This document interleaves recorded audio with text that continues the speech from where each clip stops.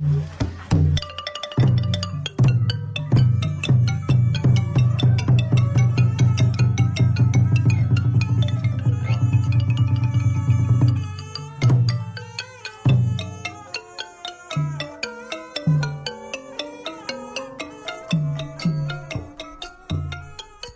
សូមស្វាគមន៍និងសូមជម្រាបសួរដល់បងប្អូនទាំងអស់គ្នាផងដែរដែលចូលមកទស្សនាវីដេអូនេះទាំងអស់គ្នាជាទីមេត្រី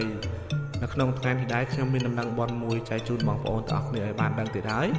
បាទគឺបនបញ្ចុះខណ្ឌសីមានៅវត្តស្វាយត្រោះឃុំភ្នំតូចស្រុកមង្គលបុរីខេត្តបន្ទាយមានជ័យនឹងចាប់ផ្ដើមនៅថ្ងៃទី30ខែមីនាឆ្នាំ2023នេះឲ្យបងប្អូនបាទជាកម្មវិធីបនបញ្ចុះខណ្ឌសីមានេះគឺចូលរងនៅថ្ងៃទី30ខែមីនាឆ្នាំ2023រហូតដល់ថ្ងៃទី6ខែមេសាឆ្នាំ2023បាទអញ្ចឹងបងប្អូនដែលចូលទស្សនាវីដេអូនេះកុំភ្លេចជួយចែករំលែកឲ្យបងប្អូនយើងទាំងអស់គ្នាបានដឹងផងអំពីកម្មវិធីបនបញ្ចុះខណ្ឌសីមានៅវត្តស្វាយត្រោះឃុំភ្នំតូចស្រុកមង្គលបុរីខេត្តបន្ទាយមានជ័យឥឡូវនេះខ្ញុំនឹងថតបង្ហាញអំពីទស្សនវិជ្ជាបាទទាំងក្រោមទាំងលើអាកាសចែកជូនបងប្អូនឲ្យបានទស្សនាអំពីទស្សនវិជ្ជាដ៏ស្រស់ស្អាតនៃវត្តស្វាយត្រោះឃុំភ្នំតូចស្រុកមង្គលបុរីខេត្តបន្ទាយមានជ័យនេះឲ្យបងប្អូនបានឃើញហើយបងប្អូនទាំងក្នុងនិងក្រៅប្រទេសបាទសូមគោរពអញ្ជើញចូលរួមចាត់យកកុសលផលបុណ្យនៃកម្មវិធីបុណ្យបញ្ចុះខណ្ឌសីមានេះឲ្យបានច្រើនកកផងដែរ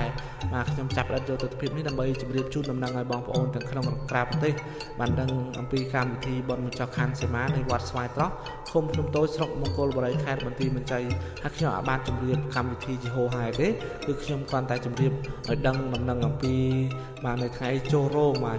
កម្មវិធីបុណ្យក៏ដូចជាថ្ងៃបញ្ចប់បាទអញ្ចឹងខ្ញុំសូមបញ្ជាក់ម្ដងទៀតកម្មវិធីបុណ្យបញ្ចុះខណ្ឌសីមានៃវត្តស្វាយត្រោះឃុំភ្នំតូចស្រុកមង្គលបុរីខេត្តបន្ទាយមានជ័យនេះនឹងចាប់ផ្ដើមពីថ្ងៃទី30ខែមីនាឆ្នាំ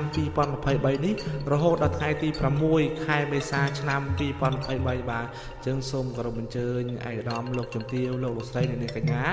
ចូលរួមចាត់យកកុសលផលបុណ្យនៃកម្មវិធីបុណ្យបញ្ចុះខណ្ឌសីមានៃវត្តស្វាយត្រោះឃុំភ្នំតូចស្រុកមង្គលបុរីខេត្តបន្ទាយមានជ័យនេះឲ្យបានច្រើនកកបានឥឡូវខ្ញុំនឹងបង្ហាញអំពីទស្សនវិជ្ជានៃបាទរូបភាពដ៏ស្រស់ស្អាតនៃព្រះវិហារថ្មីក៏ដូចជាទស្សនវិជ្ជាជុំវិញទីតាំងនៃវត្តស្វាយត្រោះឃុំភ្នំតូចស្រុកមង្គលបុរីខេត្តបន្ទាយមានជ័យ